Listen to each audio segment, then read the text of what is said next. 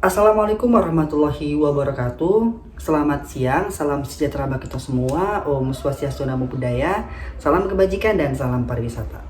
Halo teman-teman semuanya, perkenalkan nama saya Eko Wajuri Kejati, NIM 227286, dan saya merupakan mahasiswa semester 6 dari jurusan S1 Pariwisata, dan saya berasal dari Sekolah Tinggi Pariwisata Ambarukmo, Yogyakarta. Di video kali ini, saya akan memaparkan presentasi mengenai mata kuliah Human Resource Management, dan akan ada dua tema yang akan saya bahas di video kali ini.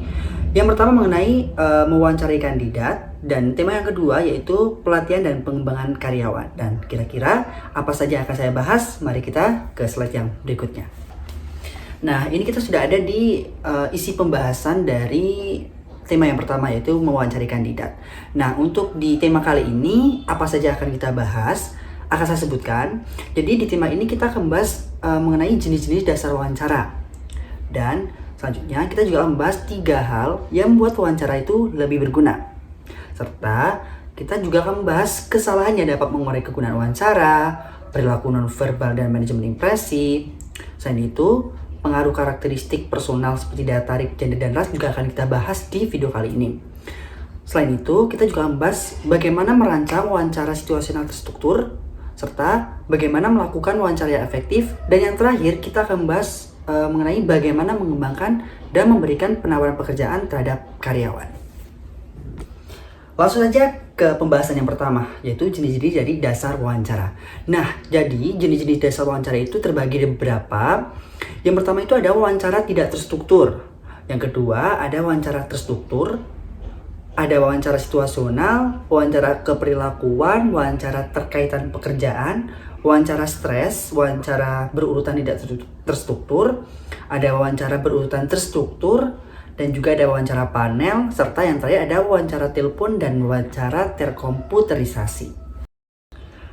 Nah, yang selanjutnya mengenai 3 hal yang membuat wawancara lebih berguna. Apa saja kira-kira? Jadi, agar kita membuat wawancara itu lebih berguna itu, yang pertama, kita harus menggunakan wawancara situasional terstruktur. Yang kedua, kita harus mengetahui apa yang akan ditanyakan. Jadi kita ketika kita sebagai HRD dan kita bertemu dengan calon karyawan dan kita sudah mengadakan perjanjian untuk bertemu, untuk melakukan interview, kita tuh sudah ada pertanyaan-pertanyaan yang harus kita siapkan. Karena kalau misalkan tidak dipersiapkan, nanti ketika ketemu kita akan menanyakan hal-hal yang seharusnya tidak ditanyakan, seperti itu. Dan yang ketiga, kita juga akan berhati-hati agar tidak melakukan kesalahan wawancara, karena ini sering terjadi ya, kalau misalkan seperti yang sudah tadi saya sebutkan mengenai kalau misalnya kita tidak ada persiapan sebelum interview, seperti itu. Selanjutnya mengenai kesalahan yang dapat mengurangi kegunaan wawancara. Nah, jadi ternyata ada loh kesalahan-kesalahan yang dapat mengurangi kegunaan wawancara. Seperti kesan pertama, yaitu seperti penilaian seketika. Jadi kayak first impression kita terhadap calon karyawan yang akan bekerja di perusahaan kita. Yang kedua itu tidak mengklarifikasi apa yang dibutuhkan pekerjaan. Yang selanjutnya, pewawancara itu tidak mempunyai gambaran akurat tentang kebutuhan pekerjaan. Nah, ini akan menjadi something ya buat si calon karyawan dan juga HRD yang melakukan interview. Selanjutnya, kesalahan untuk kandidat. Dan yang terakhir, tekanan untuk merekrut. Nah, selanjutnya kita akan bahas mengenai perilaku nonverbal dan manajemen impresi. Nah, perilaku nonverbal dan strategi manajemen impresi yang dilakukan oleh pelamar seperti tersenyum, menghindari tatapan, atau memuji pewawancara, secara signifikan itu sangat mempengaruhi penilaian pewawancara dan berpotensi besar untuk menentukan apakah si pelamar akan lolos ke tahap wawancara berikutnya. Ini menunjukkan bahwa kesan interpersonal dan kemampuan membangun hubungan juga menjadi faktor penting selain kompetensi teknis dalam proses rekrutmen. Baik, kali ini kita akan membahas mengenai pengaruh karakteristik personal, daya tarik, gender, dan ras. Jadi, penilaian dalam wawancara seringkali dipengaruhi oleh faktor subjektif seperti penampilan fisik, di mana kandidat yang dianggap menarik cenderung dinilai lebih positif dan sukses. Sayangnya, ini juga berdampak negatif pada kandidat dari kelompok minoritas yang kerap kali menghadapi penilaian yang tidak adil dan diskriminatif. Nah, mungkin kita sudah sering kali dapat berita ya di televisi atau informasi berita yang lain mengenai beberapa calon karyawan itu mendapatkan tindak diskriminatif dari yang mereka dapatkan, seperti dari saat persyaratan untuk masuk itu ada persyaratan bahwa harus good looking dan lain sebagainya. Selanjutnya kita akan bahas mengenai merancang wawancara situasional terstruktur. Nah, apa saja? Yang pertama, menganalisis pekerjaan. Yang kedua, memeringkat tugas-tugas utama pekerjaan. Yang ketiga, buatlah pertanyaan wawancara. Yang keempat, kita harus membuatlah jawaban benchmark. Yang terakhir, kita tunjuklah panel wawancara dan lakukan wawancara. Baik, di bab kali ini kita akan membahas bagaimana melakukan wawancara yang efektif. Nah, teman-teman tolong perhatikan. Yang pertama, kita pastikan Anda mengetahui pekerjaan tersebut. Yang kedua, kita buatlah struktur wawancara tersebut. Selanjutnya, kita buatlah terorganisasi, bangun hubungan, ajukan pertanyaan, buatlah catatan singkat yang menarik. Mohon maaf, itu ada typo. Selanjutnya, kita harus perhatian selama wawancara. Selanjutnya, tutup wawancara. Yang terakhir adalah tinjau wawancara tersebut. Nah, kali ini kita sudah masuk di pembahasan kita yang terakhir, yaitu mengenai bagaimana mengembangkan dan memberikan penawaran pekerjaan. Nah, terdapat dua. Yang pertama itu negosiasi. Nah, di negosiasi ini tuh pewawancara dan perekrut itu bernegosiasi biasanya dari pelamar ya. Pelamar akan menanyakan bagaimana tingkat bayaran, tunjangan, dan tugas-tugas apa saja yang pelamar kerjakan nanti jika pelamar itu terpilih menjadi bagian dari perusahaan tersebut. Yang kedua, kita mengenai pekerjaan aktual seperti surat kontrak kerja. Nah, di beberapa perusahaan pasti memiliki surat kontrak kerja. Nah, ini pasti antara pelamar dan perekrut harus sesuai dengan perjanjian. Tidak boleh keluar dari perjanjian yang sudah ada terdapat di surat kontrak kerja, seperti itu. Baik, kali ini kita menuju ke tema yang kedua. Tema yang kedua ini tuh sangat menarik ya, karena membahas mengenai pelatihan dan pengembangan karyawan. Nah, kira-kira isi pembahasan apa saja yang akan kita bahas nanti di tema yang ini akan saya jelaskan satu-satu. Nah, yang pertama kita akan bahas bagaimana orientasi tujuan dan prosesnya. Yang kedua, pelatihan dan proses pelatihan. Yang ketiga, kita akan bahas bagaimana analisis kebutuhan pelatihan. Dan bagaimana mengembangkan mata pelajaran, mengimplementasikan program pelatihan, serta pengembangan manajemen, proses pengembangan manajemen, dan bagaimana dan apa saja metode pengembangan manajemen. Seperti itu. Langsung saja ke slide yang berikutnya. Nah, kali ini ke pembahasan yang pertama ya, yaitu orientasi tujuan dan prosesnya. Orientasi karyawan merupakan proses penting untuk memberikan informasi dasar mengenai perusahaan agar karyawan baru dapat bekerja secara efektif. Nah, proses ini tuh dirancang oleh bagian sumber daya manusia dan pelaksanaannya dilakukan oleh supervisor, sehingga orientasinya nanti itu menjadi sarana awal yang strategis dalam membentuk pemahaman dan kesiapan kerja karyawan baru, seperti itu. Nah, di pembahasan kali ini kita akan menyebutkan apa saja tujuan orientasi. Jadi, tujuan orientasi itu yang pertama, rasa diterima. Nah, antara karyawan diterima oleh perusahaan, perusahaan diterima oleh karyawan, seperti itu. Yang kedua ada informasi dasar. Informasi dasar itu mengenai product knowledge ya dari perusahaan ya, itu sudah pasti.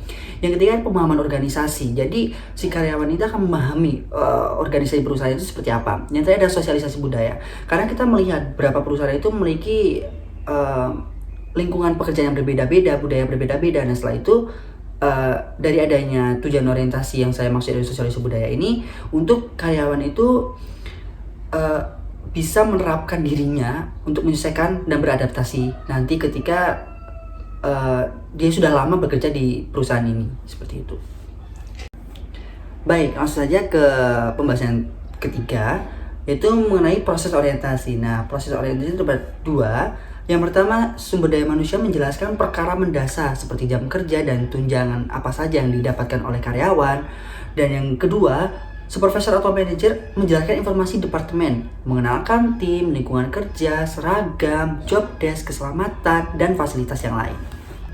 Baik, ini masuk ke pembahasan yang baru, yaitu pelatihan dan proses pelatihan. Nah, terdapat apa saja? Yaitu ada 3. Yang pertama, pelatihan keterampilan dasar. Yang kedua, menyejarkan strategi dan pelatihan pewawancara tidak mempunyai gambaran akurat tentang kebutuhan pekerjaan. Dan terakhir yaitu pelatihan dan kinerja. Baik, ini penjelasan yang selanjutnya yaitu proses dari pelatihan. Ada 5 langkah sebenarnya, yaitu yang disingkat ADDIE. Apa saja? Yang pertama, analisis kebutuhan pelatihan. Yang kedua, desain program pelatihan. Dan yang ketiga, kembangkan mata pelajaran. Yang keempat, implementasikan pelatihan. Dan yang terakhir, evaluasi efektivitas mata pelajaran tersebut. Ini kita membahas mengenai analisis kebutuhan pelatihan. Nah, terdapat 3. Yang pertama ada analisis kebutuhan strategis. Jadi di analisis kebutuhan strategis ini itu menentukan pelatihan untuk persiapan pekerjaan di masa depan.